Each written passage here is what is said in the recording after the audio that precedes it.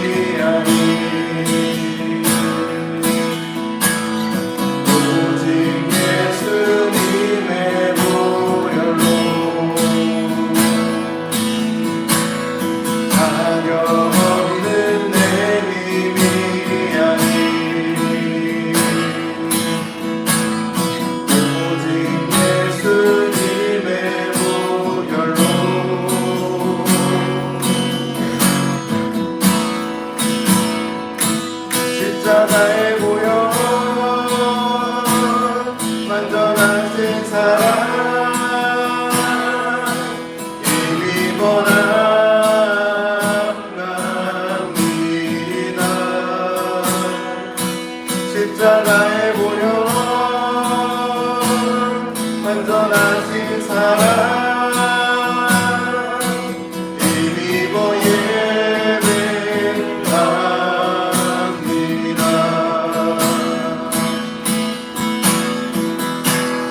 감사합니다. 주의 보좌로 나아갈 때 주의 보좌로 나아갈 때 나 여전히 부족하나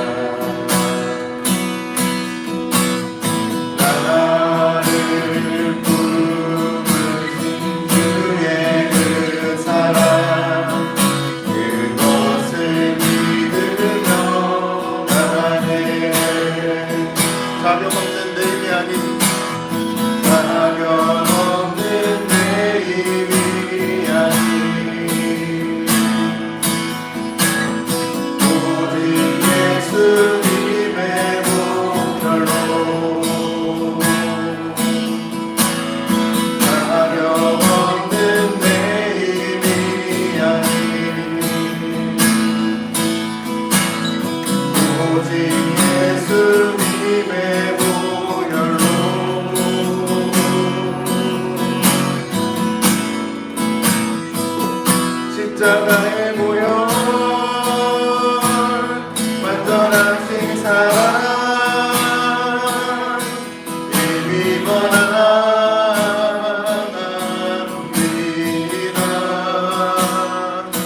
십자가에 모여 완전하신 사랑 힘입어 예배합니다.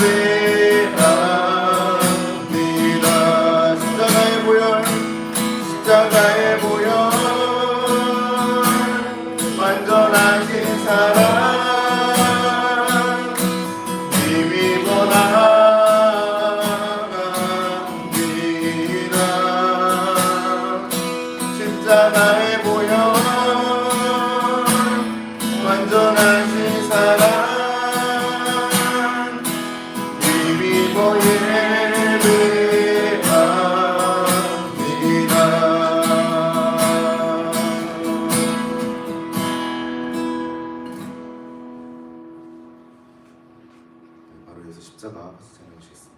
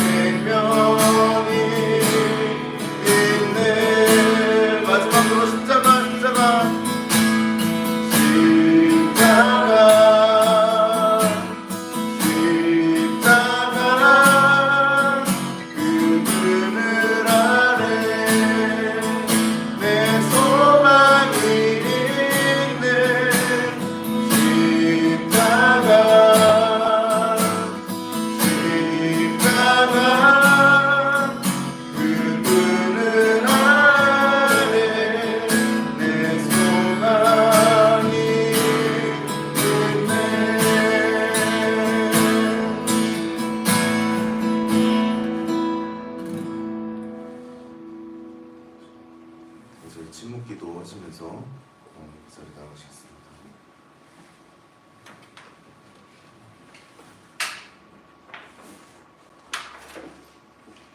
주님, 고난주간 특별 새벽기도의 세 번째 날까지 인도하여 주시니 감사드립니다.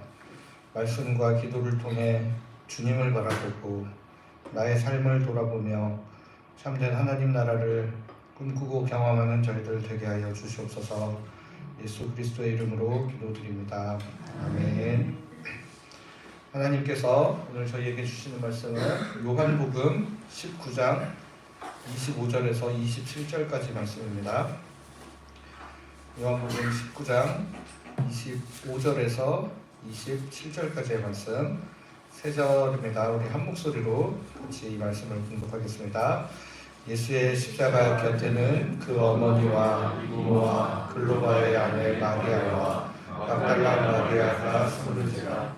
예수께서 자기의 어머니와 사랑하시는 제자가 곁에 있는 것을 보시고 자기 어머니께 말씀하시되 여자여 보소서 아들이니이다 하시고 또 그 제자에게 이르시되 보라 내 어머니라 하시되 그때부터 그 제자가 자기 집에 모시니라. 오늘 본문의 예수님 말씀은 좀 색다른 느낌이 듭니다. 일반적으로 십자가의 고난과 죽음에 대한 이미지는 굉장히 비장하고 엄숙하며 전 인류의 죄를 감당하시는 예수님의 희생과 사랑의 의미를 깊이 묵상하는 내용이어야 할 것으로 보입니다. 어제 그제 저희가 묵상한 내용도 우리 죄에 대한 문제, 하나님 나라와 구원에 대한 문제들을 묵상하는 내용이었습니다. 그런데 오늘 본문에서는 예수님께서 십자가에서 남기신 이 말씀 굉장히 사적인 내용인 것 같아 보입니다.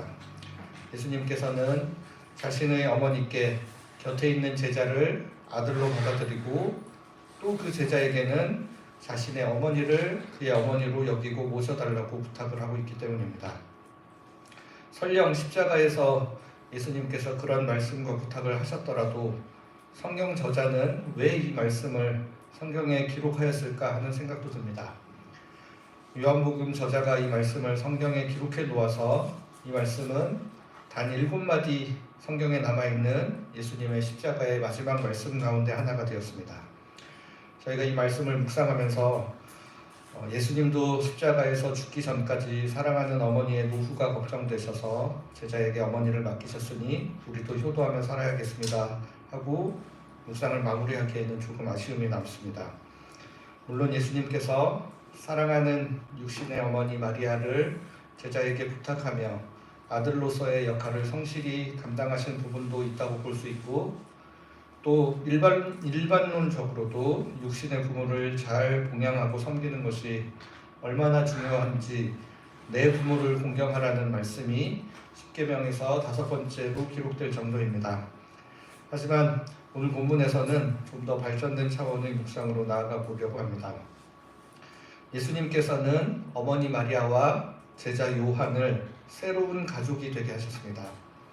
혈연으로 이어진 가족은 아니지만 예수님으로 인해 가족이 된 것입니다. 예수님께서는 마가복음 3장 31절부터 35절까지 말씀을 통해 하나님 안에서 새롭게 형성되는 가족에 대해 말씀하신 적이 있습니다. 이 본문은 마태복음 12장과 누가복음 8장에도 같은 내용이 기록되었을 만큼 중요하게 여겨지는 본문입니다. 이 본문을 보시면 예수님께서 무리들을 가르치시고 계실 때 예수님의 어머니와 형제들이 와서 예수님을 찾습니다. 사람들이 이 사실을 예수님께 알리자 예수님께서는 이렇게 말씀하십니다. 한 목소리로 같이 읽어보겠습니다. 시작.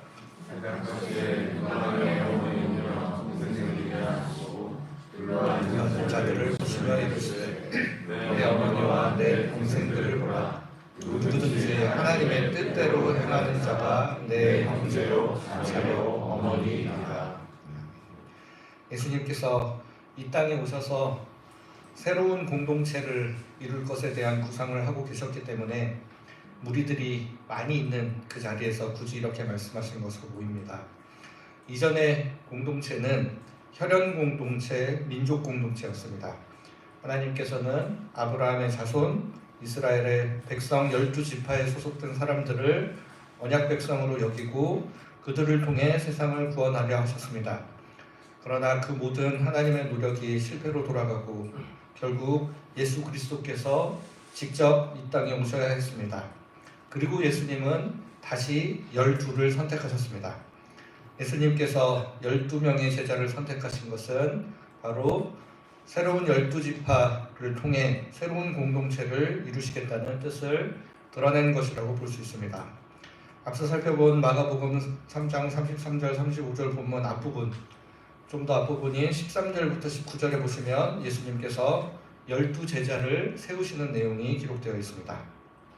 12제자를 세우시며 새로운 공동체를 이루실 마음을 드러내신 예수님께서 이번에는 자신을 찾아온 어머니와 형제들과 같은 육신의 가족을 넘어서서 하나님의 뜻대로 행하는 자들을 중심으로 가족과 같은 새로운 공동체를 이루어 가실 것을 선언하고 계시는 것입니다. 그리고 이런 새로운 공동체의 정신은 십자가 아래에서 재확인됩니다.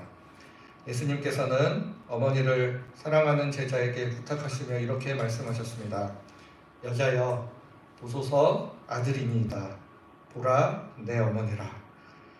예수님께서 어머니 마리아를 여자여라고 불렀습니다.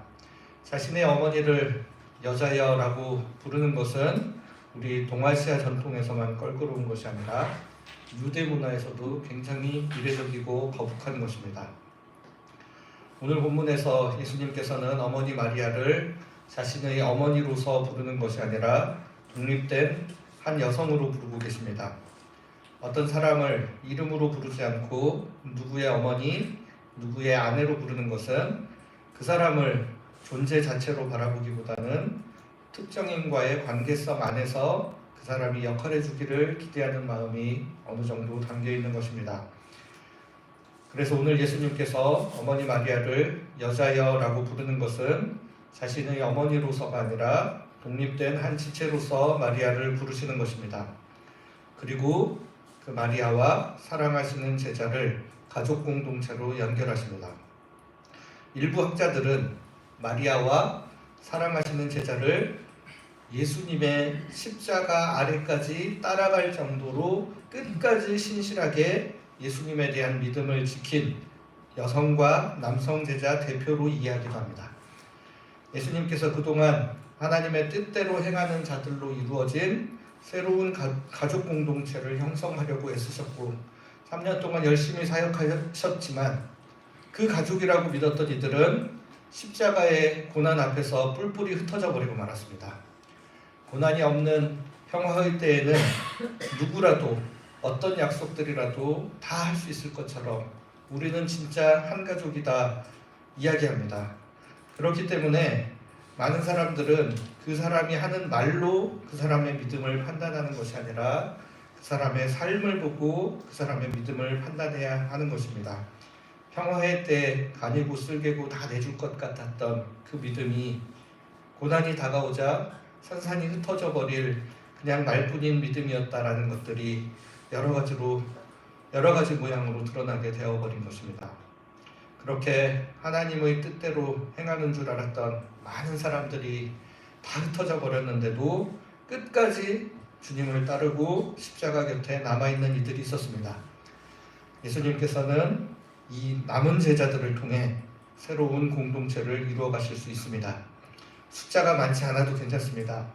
이 둘이 굳건하게 공동체로 다시 세워져서 중심을 잡아주면 뿔뿔이 흩어졌던 이들도 다시 돌아올 수 있고 이들의 믿음 위에 새로운 이들이 또 공동체로 합류할 수 있게 되는 것입니다. 예수님께서 십자가로 새롭게 세우신 공동체가 바로 교회입니다. 성경은 교회가 한 가족임을 넘어 한 몸이라고까지 이야기합니다. 교회는 예수 그리스도를 머리로 하여 예수님께 순종하는 한몸된 사람들의 모임입니다. 에베소서 2장 14절, 16절, 18절 말씀을 우리 같이 한 목소리로 읽어보겠습니다. 시작. 그는 우리의 화평이시다. 곧 중간에 막힌 담을 자기 육체로 보시고 또 십자가로 이 둘을 한 몸으로 하나님과 화목하게 하려 하십니다. 이는 그로 말미암아 그들이 한 성령 안에서 아버지께 나아감을 얻게 하려 하십니다. 예수님께서 둘을 하나로 만들기 위해 중간에 막힌 담을 자기 육체로 하셨습니다. 우리 14절에서 이제 앞뒤를 다 자르고 보시면 이게 하나님과 우리 사이의 관계에 막힌 담을 허물기 위해 자기 육체로 그 막힌 담을 허셨다고 이해하는 경우가 많지만 앞에 문맥을 계속 보시면 이거는 하나님과 우리 사이의 둘을 하나로 만드는 게 아니라 이방인과 유대인 사이에 막혀진 담을 먼저 자기 육체로 허신다라고 이야기를 하고 있습니다. 십자가로 자기의 막힌 담을 자기 육체로 허셨던 것은 하나님과 우리 사이가 아니라 우리와 우리 사이에 막힌 담을 먼저 허시고 그 다음에 16절에 또 십자가로 이 둘을 한 몸으로 한 다음에 이 한 몸으로 하나님과 우리 사이를 화목하게 하려 하십니다. 그리고 18절에도 이는 그로 말미암아 우리 둘이 한 성령 안에서 하나님 아버지께 나아감을 얻게 하려 하심이라 이렇게 기록되어 있습니다. 우리가 혼자 하나님 앞으로 나아가는 것이 절대 아닙니다. 반드시 공동체를 통해 하나님 앞에 온전히 나아갈 수 있습니다. 왜냐하면 하나님은 사랑이시기 때문입니다. 사랑은 절대 혼자 할 수 있는 것이 아닙니다. 하나님께서도 세 분 삼위일체 하나님 안에 흘러넘치는 사랑으로 우리를 사랑하셨습니다. 십자가 안에서 우리도 교회를 이루며 우리 안에 흘러넘치는 사랑으로 이웃들을 사랑할 수 있습니다. 예수님께서 십자가에서 죽으신 것이 우리 개인의 죄만 사하여 주시기 위한 것이 절대 아니었습니다. 우리와 우리, 사람과 사람 사이에 막힌 담을 헐어내기 위한 것이었고, 그렇게 우리가 한 몸을 이루면 비로소 우리와 하나님 사이에 온전한 화목이 이루어지게 되는 것입니다. 그래서 지난번에 제가 설교 시간에 인용해 드렸던 마태복음 말씀에서도 형제에게 용서를 구할 것이 생각나거든 먼저 형제와 용서한 다음에 하나님 앞으로 나오라고 하신 말씀도 비슷한 맥락이라고 볼 수 있겠습니다. 저는 굉장히 불효자입니다. 그래서 저희 부모님 1년에 많이 찾아뵈면 4번, 5번 찾아뵙고 제가 먼저 전화를 드리기보다는 항상 부모님이 먼저 저에게 전화를 하시는 경우가 굉장히 많습니다. 그런데 우리 교회 지체들은 일주일에 한 번씩 만나고 또 한 주, 2주 안 보이기 시작하면 무슨 일이 있나 걱정이 돼서 제가 먼저 안부 전화를 드리곤 합니다. 육신의 가족들보다 누가 뭐래도 더 자신있게 가깝게 지내는 분들이 저희 교회 지체들이라고 저는 자신있게 이야기할 수 있습니다. 저는 따로 동호회나 취미생활 같은 거 하지 않아서 진짜 교회 식구들과 저희 아내, 아이들 외에는 거의 인간관계를 하지 않으면서 사는데 우리 교인분들께서는 사실 교인들 외에도 직장에서 만나는 분들, 주기적으로 만나는 분들 계실지도 모르겠습니다. 그분들도 오래 가까이 만나다 보면 충분히 가족 같다, 너무 가깝다, 좋다 느끼실 수 있을 것 같습니다. 그런데 그런 모임에서 만나는 분들과 주님 안에서 만나는 저희의 결정적인 차이가 무엇입니까? 바로 예수 그리스도이십니다. 예수께서 우리 안에 계시고 예수님 때문에 매주 교회도 나오고 이 새벽에 여기 나와서 같이 기도하시고 또 여러분들이 귀하게 열심히 벌어서 얻은 재물을 헌금으로 주님 앞에 드리시고 하는 거 아니겠습니까? 그렇기 때문에 저희 교회에서 그리고 교인들끼리 만나실 때 예수님 이야기 많이 하시면 좋겠습니다. 예수님 이야기, 예수님의 사랑 이야기, 예수님께서 우리 삶에 어떤 영향을 주셨는지 그런 이야기들 많이 나누시면 좋겠습니다. 그런 이야기들을 나눌 때 비로소 나와 너 사이에, 우리와 우리 사이에 있는 막힌 담이 계속 무너져 내린다는 것입니다.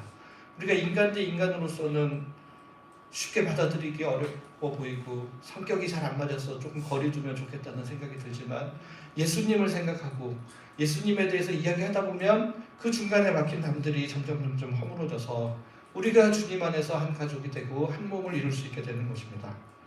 그리고 그 예수님의 마음으로 또 이제는 주변을 끊임없이 잘 살필 수 있게 되면 좋겠습니다. 먼저는 교회 안에 혹시라도 외롭거나 소외되는 사람들은 없는지 끊임없이 살펴주시고 그렇게 교회 안에서 사랑이 흘러넘치면 자연스럽게 우리 주변의 이웃들의 삶은 어떤지 끊임없이 살펴주는 단계로 나아갈 수 있으리라 믿습니다. 그것이 바로 예수 그리스도께서 십자가 위에서 마지막까지 하고 싶으셨던 이야기, 바로 아름다운 사랑의 공동체를 이루어가는 길이라고 할 수 있습니다. 우리도 이 교회를 통하여 그런 아름다운 공동체를 이루어가는 꿈을 꾸고 싶습니다. 먼저 이 새벽에 이 아침에 이 앞에 하나님 앞에 나와서 간절히 기도하고 주님의 마음을 헤아리려고 하는 우리로부터 바로 그런 공동체가 이루어져 가기를 간절히 소원합니다. 같이 기도하겠습니다. 하나님, 저희에게 새로운 가족들, 한몸된 지체들을 허락하여 주시니 감사합니다. 예수님께서 흘리신 십자가의 피가 매개가 되어 연결된 귀한 지체들임을 기억하는 저희들 되게 하여 주시옵소서. 그래서 더욱 서로를 소중히 여기고 더욱 살피며 사랑하는 공동체 되게 하여 주시옵소서. 그리하여 주님의 십자가 사랑이 교회 안에 또 이웃들에게 흘러넘치는 귀한 은혜가 있게 하여 주시옵소서. 예수 그리스도의 이름으로 기도드립니다. 아멘. 주님이 가르쳐 주신 기도 같이 드리겠습니다. 하늘에 계신 우리 아버지, 아버지의 이름을 거룩하게 하시며 아버지의 나라가 오게 하시며 아버지의 뜻이 하늘에서와 같이 땅에서도 이루어지게 하소서. 오늘 우리에게 일용할 양식을 주시고 우리가 우리에게 잘못한 사람을 용서하여 준 것 같이 우리 죄를 용서하여 주시고 우리를 시험에 빠지지 않게 하시고 악에서 구하소서. 나라와 권능과 영광이 영원히 아버지의 것입니다. 아멘.